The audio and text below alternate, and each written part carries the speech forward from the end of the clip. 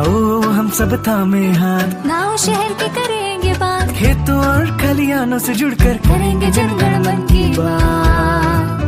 90.0 FM radio कर्मवीर सुन रहे हैं आप, रेडियो कर्मवीर जनगण मन की बात, रेडियो कर्मवीर हम हैं आपके साथ। रेडियो कर्मवीर जनगण मन की बात।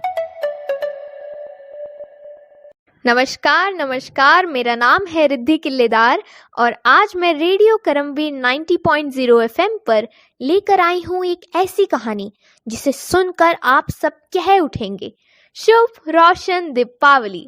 जी हाँ, इंदौर शहर की इंदु पांडे जी ने पुलिस वेलफेयर सोसाइटी के साथ मिलकर घरों में रोशनी के लिए हाथों से सजे दीप खुद बनाने और उसे सजाने की पहल की है और इस मुहिम में उनका साथ दे रही हैं पुलिस महकमे से जुड़ी छोटी छोटी बच्चियां और पुलिस कर्मचारियों से जुड़े परिवारों के सदस्य। आइए हम प्रेरणा कार्यक्रम के अंतर्गत आज हम लोग सब सुनेंगे इंदु जी की कहानी उन्हीं की ज़बानी।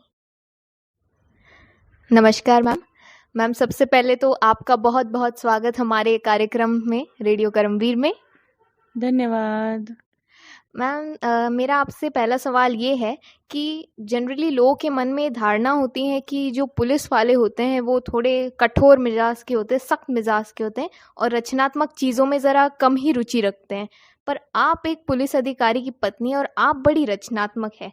आपको इसकी प्रेरणा कहाँ से मिली? प्रेरणा मुझे मेरी मम्मी से मिली। मैं मेरी मम्मी को देखती रहती थी कि वो मेरे जो पापा है उनका ट्रांसफरेबल जॉब था, तो जैसे देखती रहती थी कि जगह जगह पापा का ट्रांसफ़र होता था तो मम्मी जाती थी साथ में।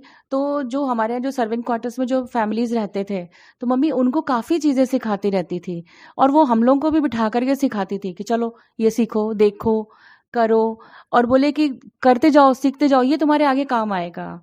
तो वही चीज़ जो हम देखते रहते थे ना, जैसे कहीं भी गए तो नया घर मिला तो उसका इंटीरियर भी चेंज ही होगा, मतलब एक जैसा तो होगा नहीं, क्योंकि गवर्नमेंट क्वार्टर्स मिलते थे हम लोगों को, बंगलोज मिलते थे। तो बंगलों में कई सारे इंटीरियर्स भी मैं मम्मी को देखती थी कि मम्मी खूब अच्छा इंटीरियर करके घर सजाती थी, घर को खूब अच्छे से देखती रहती थी। और जो हमारे यहाँ जो काम करने वाले होते थे, पापा के जो हमारे घर में कर्मचारी लोग जो होते थे, उनके बच्चों को सिखाना, उनके परिवार को सिखाना, ये सारे काम मेरी मम्मी करती थी। तो वही सब जो देखते चले आ रहे थे छोटे से बचपन से, जो मैंने देखा था, वही उसी सब को देख देख करके मैंने भी अपना विजन बनाना शुरू किया कि मुझे ये चीज़ बनानी है, ये चीज़ सिखानी है, ये कराना है। तो बस ये रहा हमारा। ओके, तो आप अपने फैमिली बैकग्राउंड के बारे में कुछ बताइए। आपके पापा क्या करते थे, आपने क्या क्या किया पढ़ाई में? मेरे पापा सिविल इंजीनियर हैं और वो पीएचई डिपार्टमेंट में चीफ इंजीनियर होकर के रिटायर हुए हैं और वो खुद भी मेडिटेशन सिखाते हैं, विपस्सना सिखाते हैं और लेकिन ये सब जो वो सिखाते हैं वो सारा सा फ्री ऑफ कॉस्ट सिखाते हैं। मतलब उनके पास ऑल ओवर इंडिया से, और मैंने तो नेपाल से भी देखा है कि नेपाल से भी उनके कई सारे फॉलोअर्स उनके पास आते हैं और उनसे आकर के सीखते हैं। सतना में मेरे पापा ने एक योग वाला सेंटर खोल के रखा हुआ है और उन्होंने इनफैक्ट एक फ्लैट लिया हुआ है रेंट पे, और उसमें वो जैसे वो पेंशन होल्डर है तो उनका जो पूरा सारा सब है वो पूरा फ्री ऑफ कॉस्ट, सबको खाना भी वो पूरा प्रोवाइड कराते हैं, रहना खाना सब वो फ्री का कराते हैं। तो ये चीज़ मैंने देखी है कि मेरे पापा योगा कराते हैं और काफ़ी अच्छा है, वो भी दूसरों की हेल्प करते हैं। और जहाँ तक मेरी बात है, मैंने बीए किया है और एमए इंग्लिश में किया है, मैंने एमजेएमसी किया है जर्नलिज्म में, फिर मैंने पीएचडी किया है इंग्लिश में। तो ये मेरी एजुकेशन है। ओके, तो जैसे मैंने पहले भी बताया, आपके जो हस्बैंड है वो बहुत बड़े इंदौर के पुलिस अधिकारी हैं, तो आप जो ये काम करती हैं, सोशल वर्क करती हैं, आपकी कैसे हेल्प करते हैं वो इसमें? मेरे जो हस्बैंड हैं वो सबसे तो हेल्प तो उन्हीं की रहती है। सबसे पहला ये है कि वो मुझे एंगेज नहीं करते कि नहीं पहले तुम मेरा काम करो फिर बाद में दूसरों को मतलब अपना देखना। वो मुझे उन्होंने पूरा फ्री होकर के छोड़ के रखा हुआ है। फिर जैसे मैं उनसे कहती हूँ कि ये सामान मुझे उस जगह से मंगवाना है तो वो तुरंत बोल देते हैं कि अच्छा ठीक है मैं तुमको दे देता हूँ। तो वहाँ से तुम वो सामान मंगवा लो। कहते हैं क्योंकि सामान लाना, एक जो बीच मार्केट से लेकर के सामान लेकर के आना बहुत टफ काम होता है। और कई बार क्या होता है कि एक दुकान में नहीं मिलता हमें वो कई दुकानों में मिलता है, मतलब एक चीज़ इसमें मिली, एक चीज़ उसमें मिली, तो वो सारा क्योंकि टाइम टेकिंग होता है सामान लाना। और इनका जो मेरे जो हस्बैंड है, इनका जो सबसे बड़ी चीज़ है कि जनता और पुलिस के बीच में जो सामंजस्य बिठाना है, तो उनको भी ये भी रहता है ना कि आप सबसे अच्छे से बात करें। तो वो एक वो रहता है कि तो इसलिए वो उनकी जो हेल्प है, हर तरीके से मुझे हेल्प मिल रही है। मतलब ना कि सिर्फ घर पर ही, बाहर भी जैसे मैं कुछ भी कहूँगी ना कि ये सामान मंगवा दो, ये कर दो, वो कर दो, तो सब लोग बिल्कुल अच्छे से बोलते हैं। जैसे मैडम, आपने इतनी लड़कियों को सहारा बनी आप उनका, आपने इतनी लड़कियों को उनकी फर्स्ट सैलरी दिलवाई है, तो वो लड़कियां आपके बारे में क्या सोचती हैं? उनका तो देखो, सबसे पहला जो फीडबैक मेरे पास आया था, एक है, उसने मुझे बोला कि मैम आपके कारण मेरे घर में मेरी कमाई की सबसे पहली मिठाई आई है, आपके कारण मेरे घर में खुशियाँ आई हैं। तो मैं क्या बोलूँ, मैं भावुक हो गई। और मतलब मेरे पास शब्द ही नहीं रहे कि मैं उसको कुछ बोलूँ। बस मैंने उसको सिर्फ इतना ही बोला, बेटा तुम खुश रहो, बस ये था। मतलब खुशी तो बहुत ज़्यादा होती है कि मेरे कारण अगर किसी के पास खुशियाँ आ रही हैं, तो वो मेरे लिए तो और बहुत बड़ी चीज़ हो जाती है ना। आपने अभी तक इतने अच्छे अच्छे काम किए हैं, इतनी सोशल वर्क किया है बिना खुद के बारे में सेल्फिशनेस बिल्कुल हटा के, तो आप ये काम आगे भी जारी रखेंगी कि कुछ और प्लान है? नहीं, बिल्कुल जारी रखूँगी। अभी मेरा 18, 19, 20 नवंबर में ही यहीं पर गांधी हॉल में ही कला स्तंभ वालों के साथ में एक एग्जीबिशन में फिर से लगाऊंगी, और इसमें उन्हीं लड़कियों के द्वारा बनाए गए काफ़ी सारी चीज़ें डिस्प्ले की जाएंगी, और वो लड़कियां मेरे साथ रहेंगी। और ये दरअसल एक्चुअली ये लड़कियां मुझे कैसे मिली, मैं ये भी बता देती हूँ। हमारे जो डीजी मैम हैं, वो अभी धृति करके उन्होंने एक एग्जीबिशन में स्टॉल लगाया था, तो उसमें उनको एक ऐसे अधिकारी की पत्नी की ज़रूरत थी कि जो कि इन लड़कियों को इकट्ठा करके सिखा सके। तो उन्होंने, जो हमारे यहाँ के कमिश्नर मैम हैं और एक आईजी मैम हैं, मैम लोगों ने मुझे ढूंढा, उन्होंने मेरे प्रति अपना विश्वास जताया और मुझे बोला कि इंदु तुम जा करके उनको सिखाओ। तो मैंने उन लोगों को ये सारे काम सिखाए, ये था। ओके, तो हमारी जो जितनी भी महिलाएं हमें सुन रही होंगी इस वक्त, आप रेडियो करमवीर के माध्यम से उन्हें क्या बताना चाहेंगी? बताना तो यही चाहूँगी कि आपके अंदर जो भी कला है, आप दूसरों को बिना किसी स्वार्थ के सिखाइए।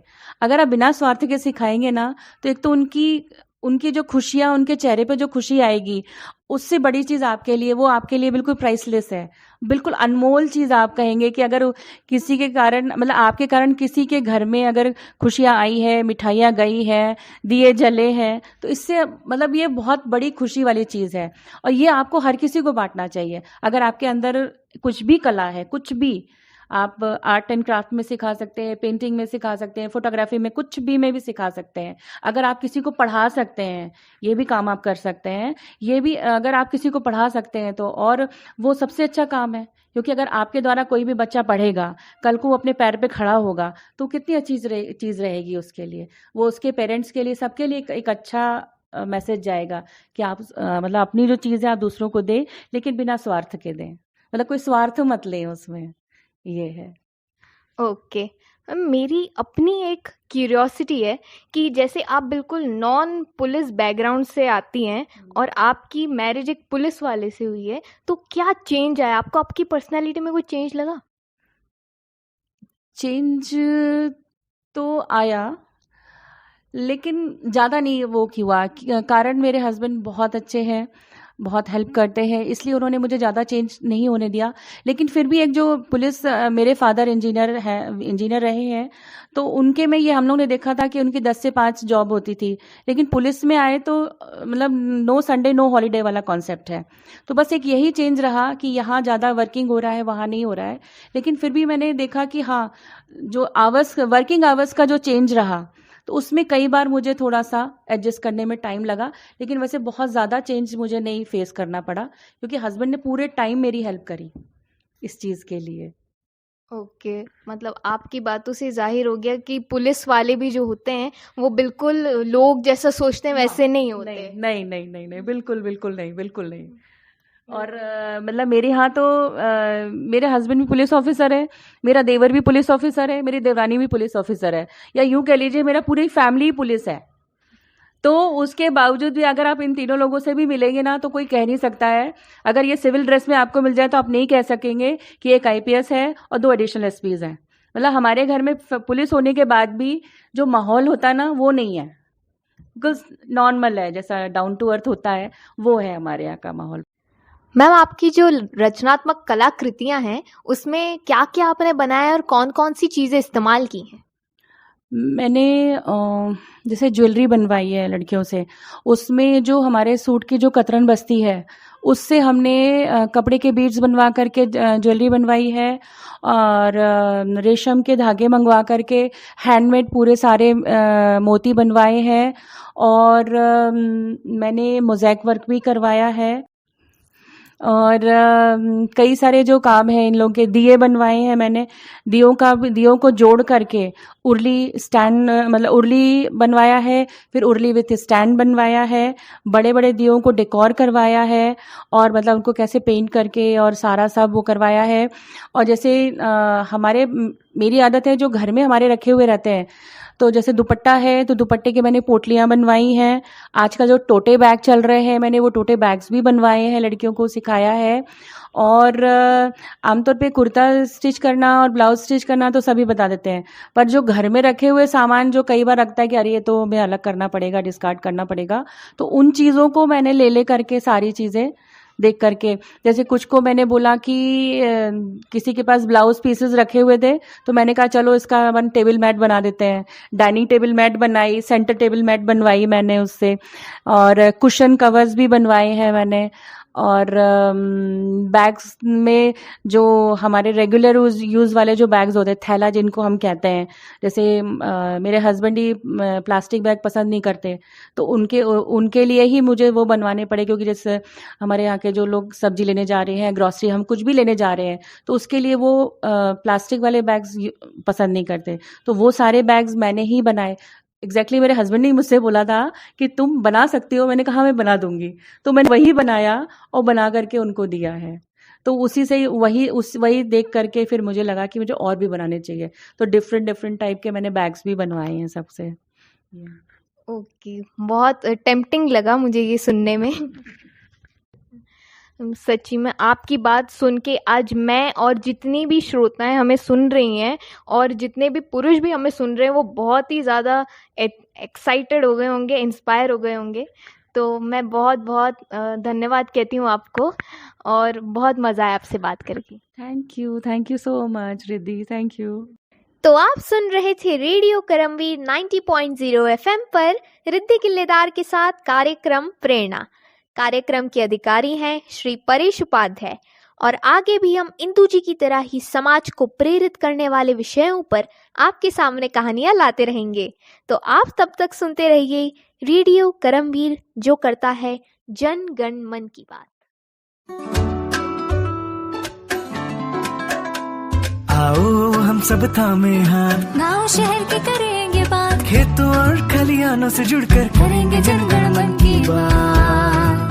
90.0 FM रेडियो कर्मवीर सुन रहे हैं आप, रेडियो कर्मवीर जन गण मन की बात, रेडियो कर्मवीर हम हैं आपके साथ। रेडियो कर्मवीर जन गण मन की बात।